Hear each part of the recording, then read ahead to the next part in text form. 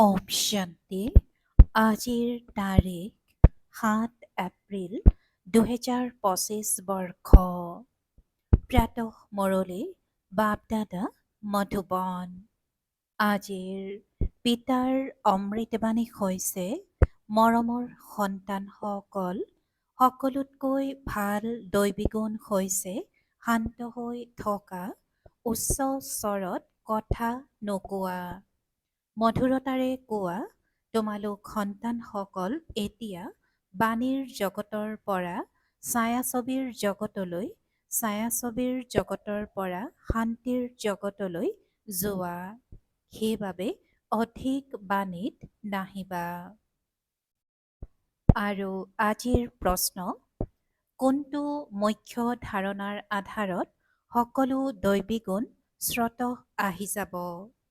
কোনটো মুখ্য ধাৰণাৰ আধাৰত সকলো দৈবিগুণ স্ৰোতঃ আহি যাব? পিতাই উত্তৰত কৈছে, মুখ্য হৈছে পবিত্ৰতাৰ ধাৰণা। দেৱতাসকল পবিত্ৰ, সেয়েহে তেওঁলোকৰ দৈবিগুণ আছে। এইখন জগতত কাৰো দৈবিগুণ থাকিব নোৱাৰে। ৰাৱণ ৰাজ্যত দৈবিগুণ ক'ৰ পৰা আহিব? তোমালোক সম্ভ্ৰান্ত সন্তানসকলে এতিয়া দৈবিগুণ ধাৰণ কৰি আছা। আৰু আজিৰ গীত ভোলেনাথ সে নিৰালা, অৰ্থাৎ ভোলানাথতকৈ অনন্য। ওম শান্তি। এতিয়া সন্তানসকলে বুজি পায় যে যি নষ্ট হৈ গৈছে সেয়া গঢ়ি তোলোতা এজনেই। ভক্তিমাৰ্গত অনেকৰ ওচৰলৈ যায়, কিমান তীৰ্থযাত্ৰা আদি কৰে। নষ্ট হৈ যোৱাজনক গঢ়ি তোলোতা, পতিতসকলক পাৱন কৰি তোলোতাটো এজনেই। সদ্গতিদাতা, মাৰ্গদৰ্শক, মুক্তিদাতাও সেই এজনেই। এতিয়া গায়ন আছে, কিন্তু অনেক মনুষ্য, অনেক ধৰ্ম, মঠ, পন্থ, শাস্ত্ৰ হোৱাৰ কাৰণে অনেক ৰাস্তা বিচাৰি থাকে। সুখ আৰু শান্তিৰ কাৰণে সৎসংগবোৰলৈ নাযায় জানো? যিসকল নাযায় তেওঁলোক মায়াবী আনন্দতে মচগুল হৈ থাকে। এইটো তোমালোক সন্তানসকলে জানা যে এতিয়া কলিযুগৰ অন্তৰ সময়। মনুষ্যই এইটো নাজানে যে সত্যযুগ কেতিয়া হয়, এতিয়া কি, এয়াটো কোনো শিশুৱেও বুজিব পাৰে। এয়াটো কোনো শিশুৱেও বুজিব পাৰে। নতুন সৃষ্টিত সুখ, পুৰণি সৃষ্টিত নিশ্চয় দুখ হয়। এই পুৰণি সৃষ্টিত অনেক মনুষ্য আছে, অনেক ধৰ্ম আছে। তোমালোকে যিকোনো লোককে বুজাব পাৰা। এয়া হ'ল কলিযুগ। সত্যযুগ অতীত হৈ গ'ল। তাত এটাই আদি সনাতন দেৱী দেৱতা ধৰ্ম আছিল, অন্য কোনো ধৰ্ম নাছিল। বাবাই বহুত বাৰ বুজাইছে, তথাপিও বুজাই, যিসকল আহে তেওঁলোকক নতুন সৃষ্টি আৰু পুৰণি সৃষ্টিৰ পাৰ্থক্য দেখুৱাব লাগে। লাগিলে তেওঁলোকে যিয়েই নকওক, কোনোবাই 10,000 বছৰ আয়ুস বুলি কয়, কোনোবাই 30,000 বছৰ আয়ুস বুলি কয়। পিতাই কৈছে যে লাগিলে তেওঁলোকে যিয়েই নকওক, কোনোবাই 10,000 বছৰ আয়ুস বুলি কয় আৰু কোনোবাই 30,000 বছৰ আয়ুস বুলি কয়।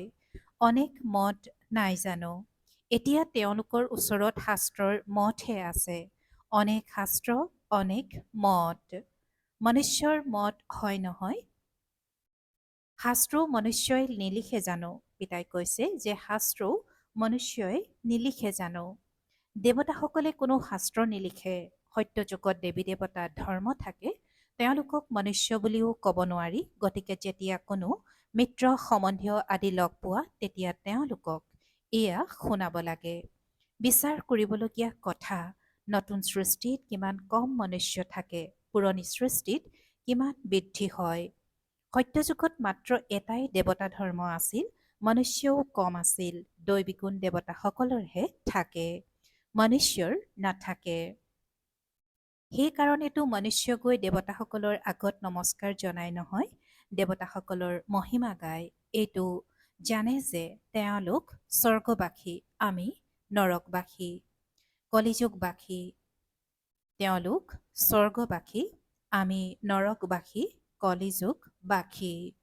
মনুষ্যৰ দৈবিক গুণ থাকিব নোৱাৰে। মনুষ্যৰ দৈবিক গুণ থাকিব নোৱাৰে। কোনোবাই যদি কয় যে অমুক বহুত ভাল দৈবিক গুণ আছে, অমুকৰ বহুত ভাল দৈবিক গুণ আছে, তেতিয়া কবা নহয়, দৈবিক গুণ দেৱতাসকলৰহে থাকে, কাৰণ তেওঁলোক পবিত্ৰ। ইয়াত পবিত্ৰ নোহোৱাৰ কাৰণে কাৰো দৈবিক গুণ থাকিব নোৱাৰে, কিয়নো এয়া আখৰি ৰাৱণ ৰাজ্য। নতুন বৃক্ষত দৈবিক গুণ সম্পন্ন দেৱতাসকল থাকে, আকৌ বৃক্ষ পুৰণা হয়। ৰাৱণৰ ৰাজ্যত দৈবিক গুণ সম্পন্ন কোনো থাকিব নোৱাৰে। সত্যযুগত আদি সনাতন দেৱী দেৱতাসকলৰ পবিত্ৰী মাৰ্গ আছিল। পবিত্ৰী মাৰ্গত থকা সকলৰহে মহিমা কৰা হৈছে। সত্যযুগত আমি পবিত্ৰ দেৱী দেৱতা আছিলোঁ, সন্ন্যাস মাৰ্গ নাছিল। কিমান সাৰ কথা পোৱা যায়, কিন্তু সকলো সাৰ কথা কাৰো বুদ্ধিত থাকিব নোৱাৰে। সাৰ কথাবোৰ পাহৰি যায়, সেইকাৰণে অকৃতকাৰ্য হয়। দৈবিক গুণ ধাৰণ নকৰে। এটাই দৈবিক গুণ ভাল, কাৰো সৈতে বেছিকৈ কথা নকবা। পিতাই কৈছে, কাৰো সৈতে বেছিকৈ কথা নকবা। মধুৰতাৰে কবা, বহুত কমকৈ বাৰ্তালাপ কৰিব লাগে, কিয়নো তোমালোক সন্তানসকল বাণীৰ জগতৰ পৰা ছায়াছবিৰ জগতলৈ, ছায়াছবিৰ জগতৰ পৰা শান্তিৰ জগতলৈ যাব লাগে। গতিকে বাৰ্তালাপ বহুত কমকৈ কৰিব লাগে। যিসকলে বহুত কম আৰু ধৈৰ্য সহকাৰে বাৰ্তালাপ কৰে, তেতিয়া ভাবে যে এওঁ অভিজাত ঘৰৰ। মুখেৰে সদায় ৰত্ন অৰ্থাৎ জ্ঞান উচ্চাৰিত হৈ থাকিব লাগে। সন্ন্যাসী বা যিয়েই নহওক, তেওঁলোকক নতুন আৰু পুৰণি সৃষ্টিৰ পাৰ্থক্য বুজাব লাগে। সত্যযুগত দৈবিক গুণ সম্পন্ন দেৱতাসকল আছিল, সেয়া পবিত্ৰী মাৰ্গ আছিল। তোমালোক সন্ন্যাসীসকলৰ ধৰ্মই বেলেগ, তথাপিও এইটোতো বুজি পোৱা নহয় যে নতুন সৃষ্টি সতোপ্ৰধান, এতিয়া তমোপ্ৰধান। আত্মা তমোপ্ৰধান হলে শৰীৰো তমোপ্ৰধান পায়। পিতাই কৈছে যে আত্মা তমোপ্ৰধান হলে শৰীৰো তমোপ্ৰধান পায়। এতিয়া হয় পতিত সৃষ্টি, সকলোকে পতিত বুলি কোৱা হ'ব, সেইখন হ'ল পাৱন সতোপ্ৰধান সৃষ্টি। সেইখন নতুন সৃষ্টিয়েই এতিয়া পুৰণি হয়। এই সময়ত সকলো মনুষ্য আত্মাই নাস্তিক, সেইকাৰণে হুলস্থুল হয়। প্ৰভুক অৰ্থাৎ গৰাকীক নজনাৰ কাৰণে পৰস্পৰ কাজিয়া পেচাল কৰি থাকে। ৰচয়িতা আৰু ৰচনাক জনাসকলক আস্তিক বুলি কোৱা হয়। ৰচয়িতা আৰু ৰচনাক জনাসকলক আস্তিক বুলি কোৱা হয়। সন্ন্যাস ধৰ্মৰ সকলেতো নতুন সৃষ্টিক নাজানেই, সেয়েহে তালৈ নাহেই। পিতাই বুজাইছে, এতিয়া সকলো আত্মা তমোপ্ৰধান হৈ গৈছে, আকৌ সকলো আত্মাক সতোপ্ৰধান কোনে কৰি তুলিব? সেয়াটো পিতাইহে কৰি তুলিব পাৰে। সতোপ্ৰধান সৃষ্টিত কম মনুষ্য থাকে, বাকী সকলো মুক্তিধামত থাকে। ব্ৰহ্মতত্ত্ব, য'ত আমি আত্মাসকল বাস কৰোঁ, তাক কোৱা হয় ব্ৰহ্মাণ্ড। আত্মাটো অবিনাশী। এইখন অবিনাশী নাটক, য'ত সকলো আত্মাৰ ভূমিকা আছে। নাটক কেতিয়া আৰম্ভ হ'ল, সেই বিষয়ে কেতিয়াও কোনেও ক'ব নোৱাৰিব। এইখন অনাদি ড্ৰামা। পিতা কেৱল পুৰণি সৃষ্টিক নতুন কৰি তুলিবলৈ আহিবলগীয়া হয়। এনেকুৱা নহয় যে পিতাই নতুন সৃষ্টি ৰচনা কৰে। যেতিয়া পতিত হৈ যায়, তেতিয়াহে আহ্বান জনায়। সত্যযুগত কোনেও আহ্বান নজনায়। হয় পাৱন সৃষ্টি, ৰাৱণে পতিত কৰি দিয়ে, পৰমপিতা পৰমাত্মা আহি পাৱন কৰি তোলে। আধা আধা বুলি নিশ্চয় কোৱা হ'ব। ব্ৰহ্মাৰ দিন আৰু ব্ৰহ্মাৰ ৰাতি আধা আধা হয়। জ্ঞানৰ দ্বাৰা দিন হয় আৰু তাত অজ্ঞানতা নাথাকে। ভক্তি মাৰ্গক অন্ধকাৰ মাৰ্গ বুলি কোৱা হয়। ভক্তি মাৰ্গক অন্ধকাৰ মাৰ্গ বুলি কোৱা হয়। দেৱতাসকল পুনৰ্জন্ম লৈ লৈ পুনৰ অন্ধকাৰত আহে, সেইবাবে এই চিৰিৰ চিত্ৰত দেখুওৱা হৈছে মনুষ্য কেনেকৈ হতু ৰজু তমোত আহে। এতিয়া সকলোৰে শোচনীয় অৱস্থা। পিতা আহে স্থানান্তৰ কৰিবলৈ, অৰ্থাৎ মনুষ্যক দেৱতা কৰি তুলিবলৈ। যেতিয়া দেৱতাসকল আছিল, তেতিয়া আখৰিক গুণধাৰী মনুষ্যসকল নাছিল। এতিয়া এই আখৰি গুণধাৰীসকলক পুনৰ দৈবী গুণধাৰী কোনে কৰি তুলিলে?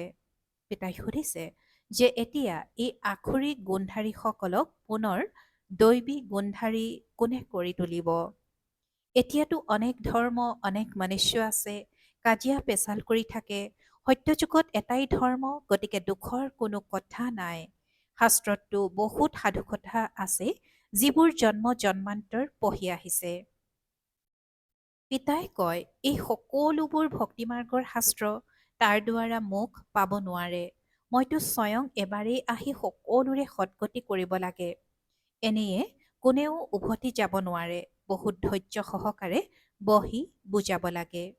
হুলস্থুলো যাতে নহয়, তেওঁলোকৰ নিজৰ অহংকাৰটো থাকেই নহয়। সাধু সন্তসকলৰ লগত অনুগামীও থাকে। তৎক্ষণাৎ কৈ দিব এওঁৰো ব্ৰহ্মাকুমাৰীসকলৰ যাদু লাগিছে। তৎক্ষণাৎ কৈ দিব যে এওঁৰো ব্ৰহ্মাকুমাৰীসকলৰ যাদু লাগিছে। যিসকল হিয়ান মনুষ্য হ'ব, তেওঁলোকে ক'ব এয়া বিচাৰযোগ্য কথা। মেলা প্ৰদৰ্শনীত অনেক প্ৰকাৰৰ লোক আহে। প্ৰদৰ্শনী আদিলৈ যিয়েই নাহক কিয়, তেওঁলোকক বহুত ধৈৰ্য সহকাৰে বুজাব লাগে। যেনেকৈ বাবাই ধৈৰ্য সহকাৰে বুজাই আছে, বহুত উচ্চ স্বৰত কথা ক'ব নালাগে। প্ৰদৰ্শনীততো বহুত লোক একত্ৰিত হৈ যায়, তেতিয়া কৈ দিব লাগে আপুনি কিছু সময় দিব। সময় দি একান্তত আহি বুজিলে আপোনাক ৰচয়িতা আৰু ৰচনাৰ ৰহস্য বুজাম। পিতাই কৈছে যে প্ৰদৰ্শনীততো বহুত লোক একত্ৰিত হৈ যায়, তেতিয়া কৈ দিব লাগে যে আপুনি কিছু সময় দি একান্তত আহি বুজিলে আপোনাক ৰচয়িতা আৰু ৰচনাৰ ৰহস্য বুজাম। ৰচনাৰ আদি মধ্য অন্তৰ জ্ঞান ৰচয়িতা পিতাইহে বুজায়। বাকীটো সকলোৱে নেতি অৰ্থাৎ নাজানো বুলিয়ে কৈ যায়। কোনো মনুষ্যই যাব নোৱাৰে। জ্ঞানৰ দ্বাৰা সদ্গতি হৈ যায়। পাছত জ্ঞানৰ প্ৰয়োজন নাথাকে। এই জ্ঞান পিতাৰ বাহিৰে কোনেও বুজাব নোৱাৰে। বুজাওতাজন কোনোবা বয়সীয়াল হলে তেতিয়া মনুষ্যই বুজিব এওঁ অনুভৱী হয়, নিশ্চয় সৎসংগ আদি কৰিছে। কোনোবা কম বয়সীয়া সন্তানে বুজালে তেতিয়া কব এওঁ কি জানে। গতিকে এনেকুৱা সকলৰ ওপৰত বয়সীয়াল সকলৰ প্ৰভাৱ পৰিব পাৰে। পিতাই এবাৰেই আহি এই জ্ঞান বুজাই তমোপ্ৰধানৰ পৰা সতোপ্ৰধান কৰি তোলে। মাতাসকলে বহি তেওঁলোকক বুজালে তেতিয়া আনন্দিত হ'ব। কোৱা জ্ঞান সাগৰ পিতাই জ্ঞানৰ কলহ আমাক মাতাসকলক দিছে, যি আমি আকৌ অন্যকো দিওঁ। বহুত নম্ৰতাৰে কৈ থাকিব লাগে, শিৱই জ্ঞানৰ সাগৰ হয়, যিয়ে আমাক জ্ঞান শুনায়। তেওঁ কয় মই তোমালোক মাতাসকলৰ দ্বাৰা জীৱন মুক্তিৰ দুৱাৰ মুকলি কৰোঁ। আন কোনেও মুকলি কৰিব নোৱাৰে। আমি এতিয়া পৰমাত্মাৰ দ্বাৰা পঢ়ি আছো। আমাক কোনো মনুষ্যই নপঢ়ায়। জ্ঞানৰ সাগৰ এজনেই পৰমপিতা পৰমাত্মা। তোমালোক সকলো ভক্তিৰ সাগৰ। ভক্তিৰ হৰ্তা কৰ্তা জ্ঞানৰ নহয়। জ্ঞানৰ হৰ্তা কৰ্তা একমাত্ৰ মইহে। মহিমাও এজনৰেই কৰে, তেওঁৱেই উচ্চতকৈও উচ্চ। আমি তেওঁকেই মানো। তেওঁ আমাক ব্ৰহ্মাৰ শৰীৰৰ দ্বাৰা পঢ়ায়, সেয়েহে ব্ৰহ্মা কুমাৰী বুলি গায়ন কৰা হৈছে। এনেকৈ বহুত মধুৰতাৰে বহি বুজোৱা, লাগিলে যিমানেই লিখা পঢ়া কৰা নহওক। অনেক প্ৰশ্ন সোধে, পোনপ্ৰথমেতো পিতাৰ প্ৰতিহে নিশ্চয়তা আনিব লাগে। পিতাই কৈছে যে পোনপ্ৰথমে পিতাৰ প্ৰতিহে নিশ্চয়তা আনিব লাগে। প্ৰথমে তোমালোকে এইটো বুজি লোৱা ৰচয়িতা পিতা হয় নে নহয়। সকলোৰে ৰচয়িতা এজনেই শিৱ বাবা। তেওঁৱেই জ্ঞানৰ সাগৰ, পিতা শিক্ষক সদ্গুৰু হয়। প্ৰথমে বুদ্ধিত এইটো নিশ্চয়তা জন্মক যে ৰচয়িতা পিতাইহে ৰচনাৰ আদি মধ্য অন্তৰ জ্ঞান দিয়ে। তেওঁৱেই আমাক বুজায়। তেওঁতো নিশ্চয় সত্য কথাই বুজাব, তাৰ পাছত আৰু কোনো প্ৰশ্ন উত্থাপন হ'ব নোৱাৰে। পিতা আহেই সংগম যুগত, কেৱল কয় মোক স্মৰণ কৰা, তেতিয়া পাপ ভস্ম হৈ যাব। মোৰ কামেই হৈছে পতিতক পাৱন কৰি তোলা। এতিয়া তমোপ্ৰধান সৃষ্টি পতিত পাৱন পিতাৰ অবিহনে কোনেও জীৱন মুক্তি পাব নোৱাৰে। সকলোৱে গংগা স্নান কৰিবলৈ যায় তেন্তে পতিত নহ'ল জানো? মইতো নকওঁ যে গংগা স্নান কৰা, মইতো কওঁ মাহ মেকম, অৰ্থাৎ কেৱল মোক স্মৰণ কৰা। মই তোমালোক সকলো প্ৰেমিকাৰ প্ৰেমিক হওঁ। সকলোৱে এজন প্ৰেমিকক স্মৰণ কৰে। ৰচনাৰ স্ৰষ্টা এজন পিতাই। তেওঁ কয়, দেহি অভিমানী হৈ মোক স্মৰণ কৰা, তেতিয়া এই যোগ অগ্নিৰে বিকৰ্ম বিনাশ হ'ব। এই যোগ পিতাই এতিয়াহে শিকায়, যেতিয়া পুৰণি সৃষ্টি সলনি হৈ আছে, বিনাশ সমাগত। এতিয়া আমি দেৱতা হৈ আছো। পিতাই কিমান সহজকৈ বুজায়, পিতাৰ সন্মুখত যদিও শুনে, কিন্তু একৰস হৈ নুশুনে। বুদ্ধি অন্যফালে দৌৰি থাকে। ভক্তিটো এনেকুৱা হয়, গোটেই দিন নষ্ট হৈ যায়, বাকী যিখিনি সময় নিৰ্দিষ্ট কৰি থয়, তেতিয়াও বুদ্ধি ক'ত ক'ত গুচি যায়। সকলোৰে এনেকুৱা অৱস্থা হয় চাগৈ। মায়া আছে নহয়? কোনো কোনো সন্তান পিতাৰ সন্মুখত বহি ধ্যানত গুচি যায়। এয়াও সময় নষ্ট নহ'ল জানো? উপাৰ্জনটো নহ'ল? পিতাই কয়, স্মৃতিত থাকা, যাৰ দ্বাৰা বিকৰ্ম বিনাশ হয়। ধ্যানত গ'লে বুদ্ধিত পিতাৰ স্মৃতি নাথাকে। এই কথাবোৰত বহুত খেলি মেলি আছে। তোমালোকেতো চকু মুদিবও নালাগে, স্মৃতিত বহিব লাগে, চকু মেলি বহিবলৈ ভয় কৰিব নালাগে।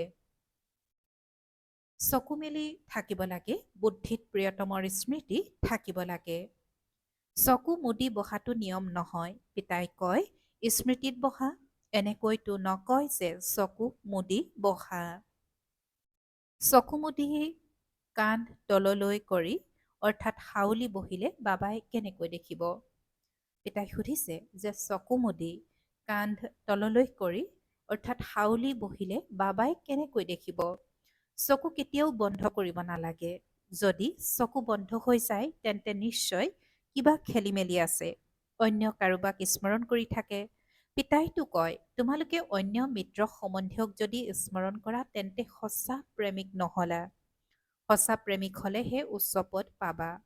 সকলো পৰিশ্ৰম স্মৃতিত থকাৰ ক্ষেত্ৰতেই। দেহ অভিমানত আহিলে পিতাক পাহৰি যায়। তেতিয়া ঠেকা খুন্দা খাই থাকে আৰু বহুত মধুৰো হোৱা উচিত। বাতাবৰণো মধুৰ হোৱা উচিত। কোনো আৱাজ যাতে নাহে। কোনো আৱাজ যাতে নাহে। কোনোবা আহিলে তেতিয়া যাতে দেখা পায় কিমান মধুৰতাৰে কথা কয়। বহুত শান্ত হোৱা উচিত। পিতাই কৈছে যে বহুত শান্ত হোৱা উচিত। কোনো কাজিয়া পেচাল কৰিব নালাগে। নহলে পিতা, শিক্ষক, গুৰু তিনিওজনৰে নিন্দা কৰা হ'ব। তেনে সন্তানে আকৌ পদো বহুত কম পাব। সন্তানসকলে এতিয়া বোধ শক্তিটো পাইছে। পিতাই কয়, মই তোমালোকক উচ্চ পদ পাবৰ কাৰণে পঢ়াওঁ। পঢ়ি আকৌ অন্যকো পঢ়াব লাগে। নিজেও বুজিব পাৰে, মইতো কাকো নুশুনাওঁ, তেন্তে কি পদ পাম? প্ৰজা তৈয়াৰ নকৰিলে তেন্তে কি হবাগৈ? যোগ নাই, জ্ঞান নাই, তেন্তে নিশ্চয় পঢ়াসকলৰ আগত গৈ মূৰ দোৱাব লাগিব। নিজকে চাব লাগে। যদি এই সময়ত অকৃতকাৰ্য হওঁ, কম পদ পাওঁ, তেন্তে কল্প কল্পান্তৰলৈ পদ কম হৈ যাব। পিতাৰ কাম হৈছে বুজোৱা। নুবুজিলে নিজৰ পদ ভ্ৰষ্ট কৰিবা। কেনেকৈ কাৰোবাক বুজাব লাগে, সেয়াও পিতাই বুজাই থাকে। যিমানে কমকৈ আৰু মৃদুভাৱে কবা, সিমানেই ভাল। বাবাই সেৱা কৰাসকলৰ গুণগানো কৰে নহয়। বাবাই সেৱা কৰাসকলৰ গুণগানো কৰে নহয়। বহুত ভাল সেৱা কৰিলে তেতিয়া বাবাৰ অন্তৰত অধিষ্ঠিত হয়। সেৱাৰ দ্বাৰাহে অন্তৰত অধিষ্ঠিত হবা নহয়। স্মৃতিৰ যাত্ৰাটো নিশ্চয় থকা উচিত, তেতিয়াহে শতপ্ৰধান হবাগৈ। শাস্তি বেছিকৈ খালে পদ কম হৈ যাব। স্মৃতিৰ যাত্ৰাটো বহুত থকা উচিত, তেতিয়াহে শতপ্ৰধান হবাগৈ। শাস্তি বেছিকৈ খালে পদ কম হৈ যাব। পাপ ভস্ম নহলে তেতিয়া শাস্তি বহুত খাবলগীয়া হয়, পদো কম হৈ যায়। তাকেই লোকচান বুলি কয়। এয়াও বেপাৰ নহয় জানো? লোকচানত যাব নালাগে। দৈবীগুণ ধাৰণ কৰা, উচ্চ হ'ব লাগে। পিতাই উন্নতিৰ কাৰণে নানা ধৰণৰ কথা শুনায়। এতিয়া যিয়েই কৰিব তেওঁৱে পাব। তোমালোক পৰিস্থানী, অৰ্থাৎ পৰীৰ দেশৰ হ'ব লাগে। গুণো এনেকুৱা ধাৰণ কৰিব লাগে, ভাল বাৰু। পিতাই কৈছে যে তোমালোক পৰিস্থানী অৰ্থাৎ পৰীৰ দেশৰ হ'ব লাগে, গনো এনেকুৱা ধাৰণ কৰিব লাগে। ভাল কথা।